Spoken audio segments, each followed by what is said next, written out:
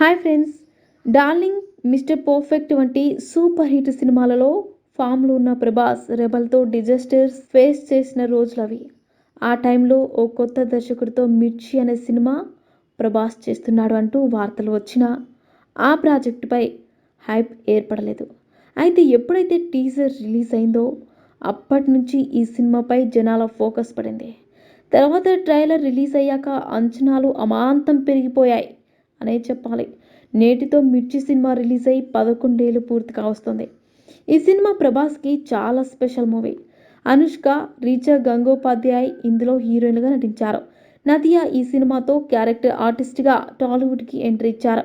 కొరటాల శివ ఈ చిత్రానికి దర్శకుడు. యూవి క్రియేషన్స్ సంస్థ ఈ చిత్రంతో నిర్మాణ రంగంలోకి అడుగుపెట్టింది. ఇక ఈ సినిమా గురించి ఎవ్వరికీ తెలియని కొన్ని ఆసక్తికర విషయాలు ఇప్పుడు మనం తెలుసుకుందాం. ముందుగా మిర్చి కథని దర్శకుడు కొరటాల శివ ఏకే ఎంటర్టైన్మెంట్స్ నిర్మాత అయిన అనిల్ సుంకరకి వినిపించారు. అయితే తను ఆల్రెడీ నిర్మించిన బిందాస్కి మిర్చి కథ దగ్గరగా ఉందని భావించి ఆయన వద్దన్నారట.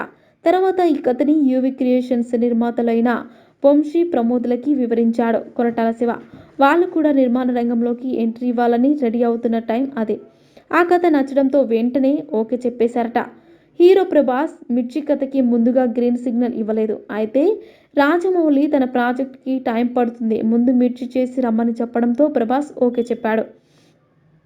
ఇకపోతే మిర్చి సినిమాకి ముందుగా వారధి అనే టైటిల్ అనుకున్నారు. కానీ తర్వాత మాస్ అప్పీల్ ఉండాలని మిర్చిగా మార్చారు.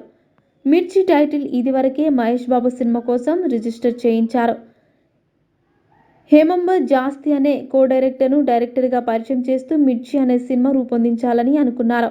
శ్రీ దుర్గా ఆర్ట్స్ అధినేత కేఎల్ నారాయణ్ ఈ ప్రాజెక్టుని నిర్మించాలి, కానీ అది ఆగిపోయింది. అయితే శ్రీ దుర్గా ఆర్ట్స్ వారి అడ్వాన్స్ మహేష్ బాబు వద్ద ఉండడంతో ఇప్పుడు రాజమౌళి ప్రాజెక్టుకి పనిచేసే ఛాన్స్ ఆయనకి దక్కింది. మిర్చి టైటిల్ను ప్రభాస్, కొరటాల మూవీ టీమ్కి ఇవ్వడం జరిగింది.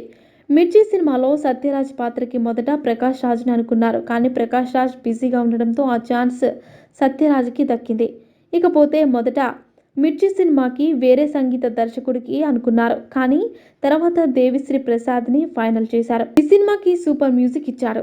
ఇదేదో బాగుందే, డార్లింగే పాటలు బ్లాక్ బస్టర్ హిట్ అయ్యాయి. 2013 ఫిబ్రవరి 8న మిర్చి సినిమా రిలీజ్ అయింది. ముందుగా అదే ఏడాది సంక్రాంతికి రిలీజ్ చేయాలి అనుకున్నారు. కానీ నాయక్, సీతమ్మ వాకిట్లో సినిమాల చెట్టు వంటి సినిమాలు ఉండడంతో వెనక్కి వెళ్లాల్సి వచ్చింది.